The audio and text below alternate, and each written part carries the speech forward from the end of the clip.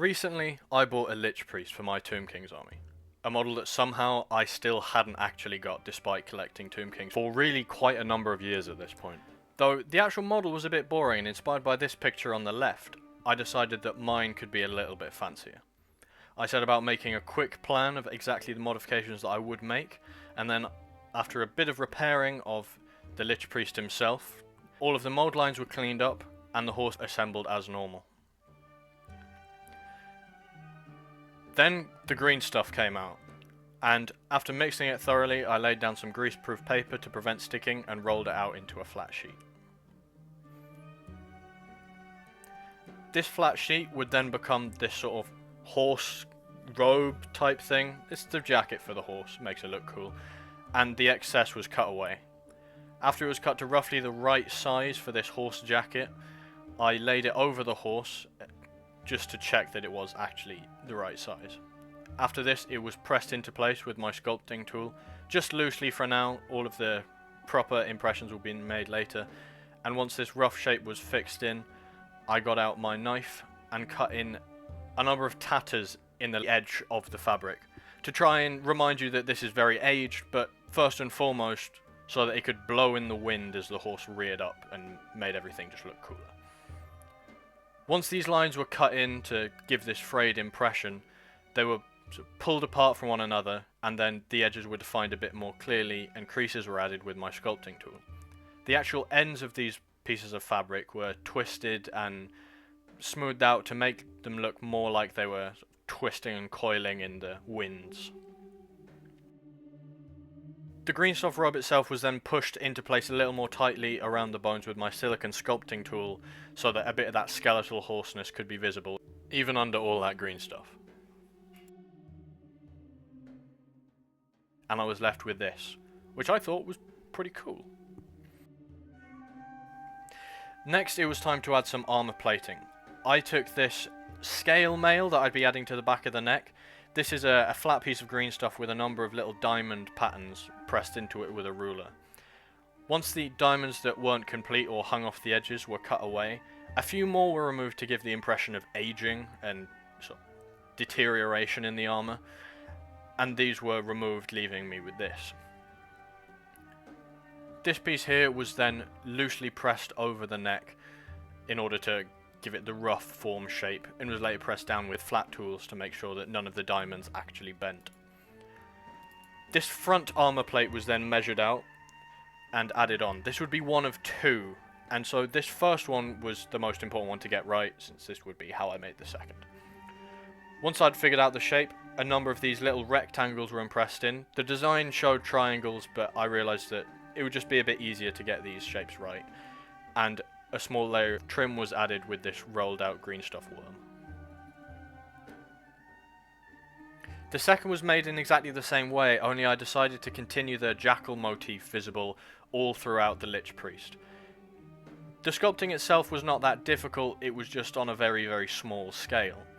This jackal-headed thing was prevalent in real ancient Egypt, and I think this headpiece that this Lich Priest has could possibly be inspired by these old Anubis masks that actual ancient Egyptian priests would wear during the mummification process. Or they just thought jackals were cool. Once this piece was added on, it was time to add some extra armor plating. Once again, to sort of the side of the neck that needs it the least, the back. And so once this area of green stuff was flattened out, I cut out the shape I'd need roughly for these 3 segmented armor plates. This sheet was divided into 3, however these ones aren't the ones I actually ended up using, since they didn't turn out quite right, so new ones were made. These were pushed onto the back of the neck. These were bent around in exactly the same way the scale mail was, but overlapping each other to give a sort of Roman centurion-esque layered armor approach. The very top one didn't come out looking quite right, but that's not a bother because we'll be covering that with a head armor plate anyway. Before we make that head armor plate though, we're going to add some straps to the model. So another green stuff worm was rolled out, and then this was applied to all of the places that would need straps to hold on. These were just loosely pressed over where they'd be and then flattened out with my silicone sculpting tool. After the rough shape was in place, some little ridges on either side were added to make them look a bit more like leather straps. I don't know what this ridge would actually be in real life, but it looked kind of cool, so I did it. To make them look a bit more convincingly like they were holding things on, I added small green stuff balls to make these buckles. The saddle was then added on, which was just a big lump of green stuff I rolled into roughly the right shape, and the Lich Priest himself was impressed into it so that there'd be a nice fit once he was actually attached. I used the end of my sculpting tool to add all of these little stitch marks around the edge of the saddle to add a bit of visual interest.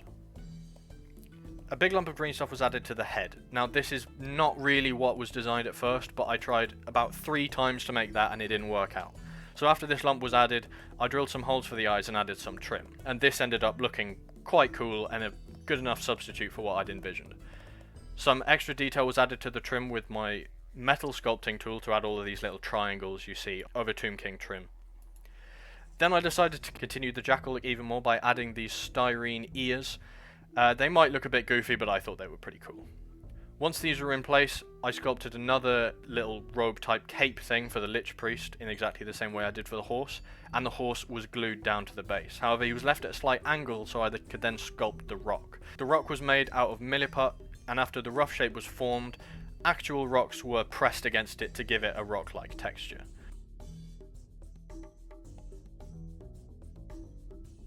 I think this rock ended up looking quite cool, but it didn't show up very well on camera, so here is a photograph of the rock looking cool.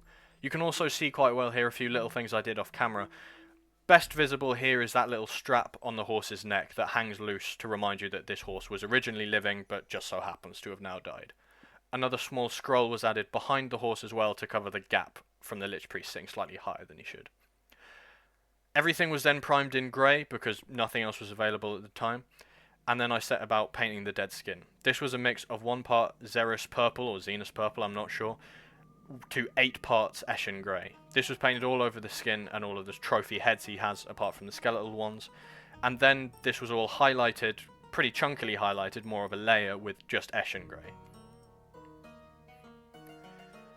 This layer of Eshin grey was then built on with a mix of 50-50 Eshin grey and Storm Vermin fur, and then once that layer was complete, a layer of pure Storm Vermin fur was added within that highlight.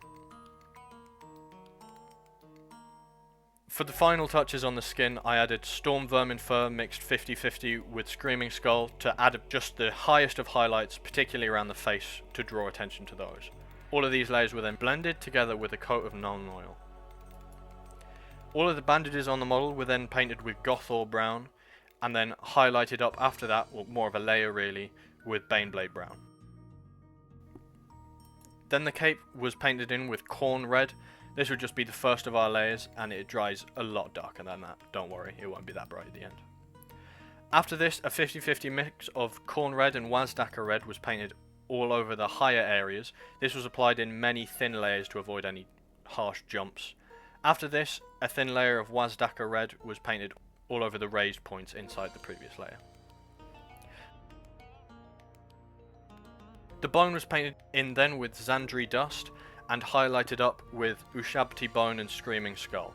This is much the similar approach I take with my Tomb King infantry as I showed in my How to Paint Tomb King video, only this time it's layer and not dry brushing. The recesses were painted in with Agrax Earthshade, and then the straps all over the model were painted in with Wildwood Contrast Paint. The jackal head and all the other black details on the model were painted in with Abaddon Black, and then a brief and probably skippable highlight of Eshin Grey was added to that. The blue painted in exactly the same way as it is in the Khemri part of my How to Paint Tomb King video, which is Kantor blue with Thousand Suns over the top and a wash of Drakenhof Nightshade. All of the bronze and gold areas were painted in with Balthazar Gold, and then all of the areas that would actually become gold and not bronze were painted in with Gehenna's Gold over the top. After this, a wash of Agrax Earthshade was applied to the recesses of the gold and all over the bronze details. His open wound was painted with a glaze of Corn Red, and his eyes were painted with Moot Green and then Warpstone Glow. The eyes then had a bit of extra flair added to them in the form of this glow-in-the-dark pigment powder, which made the eyes in daylight look slightly worse, but when I'm gaming and the power goes out, it's pretty cool. I then painted the horse in exactly the same way, only Rakarth flesh was used to paint in the big cloth bit hanging over him. and then a mix of Rakarth Flesh and Baneblade Brown was painted onto the highlights. Then the same colours I used to paint the bandages were painted over the rock, only the Baneblade Brown was dry brushed this time. After this, all that was left to do was add sand and some tufts and paint the base from black. So it's about time to show you what this all ended up looking like. Bye for now.